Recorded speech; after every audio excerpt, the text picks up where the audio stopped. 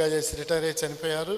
అలాగే మా బ్రదర్స్లో నేను మాత్రమే సేవకుడిని, మిగిలిన వాళ్ళు మా పెద్దన్నయ్య హెడ్ మాస్టర్గా చేస్తూ ఉన్నారు, చిన్నన్నయ్య ఇంటి దగ్గర ఉన్న పనులు చూస్తూ ఉంటారు.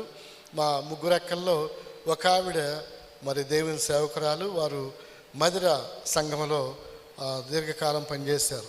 ఇది మా ఫ్యామిలీ హిస్టరీ.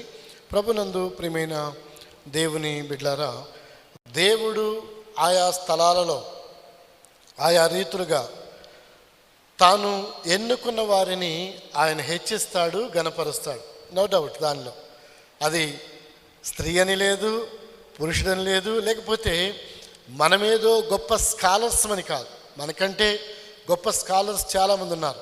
నాకంటే బాగా మాట్లాడగలిగిన వారు బహుశా ఈ సంఘంలో కూడా, ఈ సభలో కూడా ఉండి ఉండొచ్చు.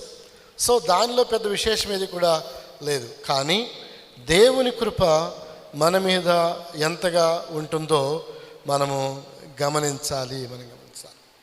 ఈరోజు నేను మీ ఎదుటకు తీసుకుని వచ్చేటువంటి విషయాలు ప్రాముఖ్యంగా పాత నిబంధనలో ఉన్నటువంటి విషయాలు, అలాగే క్రొత్త నిబంధనలో ఉన్నటువంటి విషయాలు, ఈ రెండింటినీ కంపేర్ చేస్తూ రెండు విషయాలను యేసుక్రీస్తు ప్రభువారు తన సంఘాన్ని ఎలాగున నడిపించాలని ఆయన ఇష్టపడుతున్నారో వాటికి నేను జత చేస్తూ ఈ వాక్య సందేశాన్ని మీటుకు తీసుకొని వస్తూ ఉన్నాను. ఎందుకనగా పాత నిబంధన అనేది ఒక ఛాయ వంటిది, లేక షాడో అంటాడు. ఓల్డ్ టెస్టమెంట్ ఈజ్ షాడో అంటాడు పౌలు గారు. New testament is revolution. యేసుక్రీస్తు ప్రభువారిలో అది నెరవేర్చబడింది. పాత నిబంధన ఛాయ లాంటిదైతే నూతన నిబంధన నెరవేర్చబడింది, ప్రత్యక్షీకరణ అని వాక్యం తెలియజేస్తుంది. కాబట్టి పాత నిబంధనలో మొదటి రాజుల గ్రంథం 7వ అధ్యాయంలో రాజైన సొలొమోను దేవుని మహిమార్థమై ఒక టెంపుల్ నిర్మించాలనేది ఆయన ఆశ. దేవుడు ఆయనకు చెప్పినట్లుగానే వాస్తవానికి దావీదు ఆశపడ్డాడు. దావీదు దేవాలయాన్ని కట్టాలనుకున్నాడు, కానీ దావీదుకు అవకాశాన్ని దేవుడు ఇవ్వలేదు. దేవుని మందిరాన్ని కట్టడానికి అందరికీ అవకాశం ఇవ్వడు. దేవుడు కొంతమందిని ప్రత్యేకపరుచుకుంటారు.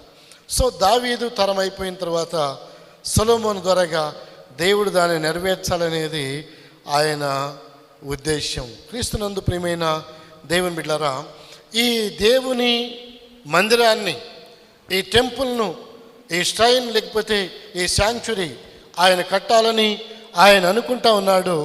ఈ బిల్డింగ్ కోసమైనటువంటి ఛాయ దానికి ముందుగానే దేవుడు మోషేకు ప్రత్యక్షీకరణ చేశారు. ఎలాగంటే అరణ్యంలో దాదాపు 40 సంవత్సరాలు, 40 years అంటే ఒక తరం, 40 సంవత్సరాలు అంటే ఒక తరం. 40 సంవత్సరాలు అరణ్యంలో ఇశ్రాయేలు ప్రజలు దేవాలయం లేకుండానే తిరుగుతూ వచ్చారు.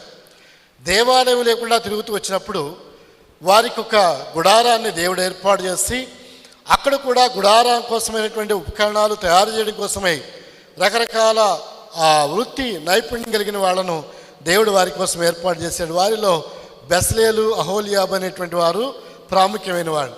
సరే, ఇది అప్రస్తుతం. కానీ వాళ్ళు గుడారాన్ని నిర్మించారు.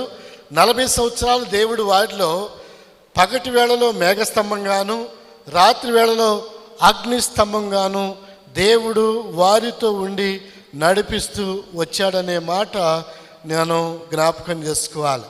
Pillar of fire are fog అని మనం గమనం చేసుకోవాలి. ఎందుకంటే దేవుడు అగ్నిస్తంభంలాగా వారి మధ్యలో సంచరించాడు.